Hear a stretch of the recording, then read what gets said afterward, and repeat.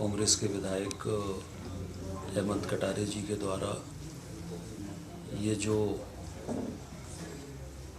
सौरव शर्मा जो ये पूरा जो परिवहन का विषय जो सामने आया है और जो रेड हुई और जो सौरव शर्मा के यहाँ से जो भी सोना वगैरह या जो भी पकड़ा गया है, इस संबंध में हेमंत कटारे जी ने कहा है कि सौरव शर्मा की नियुक्ति मेरे द्वारा हुई थी या मैंने अनुशंसा की थी, ये पूरी तरह से असत्य है।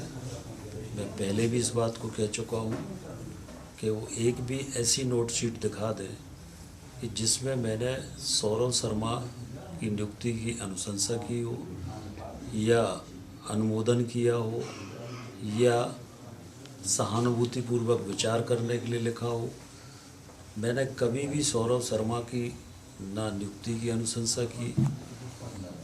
एक सामान्य रूप से मंत्रियों के पास आवेदन आते हैं तो विभाग को भेज देते हैं, पर नियुक्ति का अधिकार भी परिवहन मंत्री को नहीं होता है, आयुक्त ट्रांसपोर्ट कमिश्नर को होता है। तो मेरे द्वारा ना कोई अनुशंसा की गई, ना कोई सहानुभूतिपूर्वक विचार करने के लिए लिखा गया, ना मेरे द्वारा कोई आदेश किया गया। हम सब जानते हैं, पूरा प्रदेश जानता है कि हेमंत कटारे मैनेज होके पत्रकार वार्ता करते हैं या मैनेज होके आरोप लगाते हैं। ये कोई एक मामला नहीं है, ये लगभग इनका हर दिन का काम है। विधानसभा में अगर हम देखें तो विधानसभा में ये प्रश्न लगाते हैं, ध्यानाकर्षण लगाते हैं और उसके बाद फिर मैनेज होके उसी के पक्ष में पत्र लिखते हैं, उसी के समर्थन में पत्र लिखते, उसके बाद उस बारे में नहीं बोलते, उसके बाद उसकी कार्रवाई के बारे में कभी नहीं बोलते। इसी तरह से पूर्व में सुधीर शर्मा जी के ऊपर इन्होंने आरोप लगाए और फिर बाद में मैनेज होके और स्वयं ने कहा कि आरोप गलत थे। तो हेमंत कटारे जी, पूरा प्रदेश जानता है कि मैनेज होकर पत्रकार वार्ताएं करते हैं। जब इस मामले में ये जो रेड हुई है, जब सारी जांच एजेंसियां जांच कर रही है, इनकम टैक्स भी जांच कर रहा है, ईडी भी जांच कर रही है, लोकायुक्त भी जांच कर रहा है, जब सारी जांच एजेंसियां जांच कर रही है तो क्या पत्रकार वार्ता करके जांच एजेंसियों को प्रभावित करने का प्रयास है?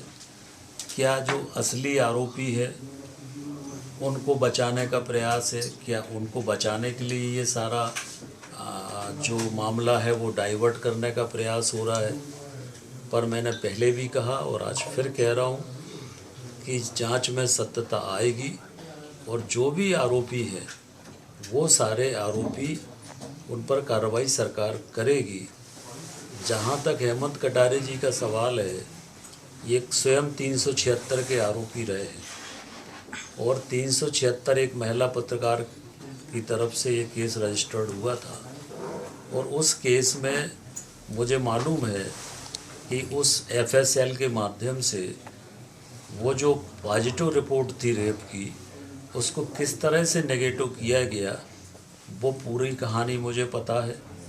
वो भी मैं सामने लाऊंगा कि कैसे वो नेगेटिव रिपोर्ट हुई। इसकी पुनः जांच के लिए भी मैं लिखूंगा। और हेमंत कटारे जी की भोपाल में आज अनेक प्रॉपर्टी हैं, अनेक संपत्ति है, ये कहाँ से आई? हेमंत कटारे जी का जो ISBT पर पेट्रोल पंप है, उस पेट्रोल पंप के आजू बाजू में जो झुग्गी झोपड़ियाँ हैं, उन झुग्गी झोपड़ियों में इनके भाई योगेश कटारे के संरक्षण में गांजा बेचा जा रहा है, ब्राउन शुगर बेची जा रही है, तमाम तरह के नशीले पदार्थ बेचे जा रहे हैं। मेरा राजनीतिक जीवन खुली किताब की तरह है। और उन्होंने कहा कि सौरव शर्मा की नियुक्ति मालथोन चेक पोस्ट पर मेरे समय में हुई थी। मेरे समय में सौरव शर्मा की न केवल मालथोन चेक पोस्ट, किसी भी चेक पोस्ट पर नियुक्ति नहीं हुई। मेरे समय में ऐसा परिवहन मंत्री था जिसने पूरे प्रदेश में चेक पोस्ट बंद कर दिए थे, तो उनको तो मेरी प्रशंसा करना चाहिए कि मैंने तो चेक पोस्ट बंद किए थे।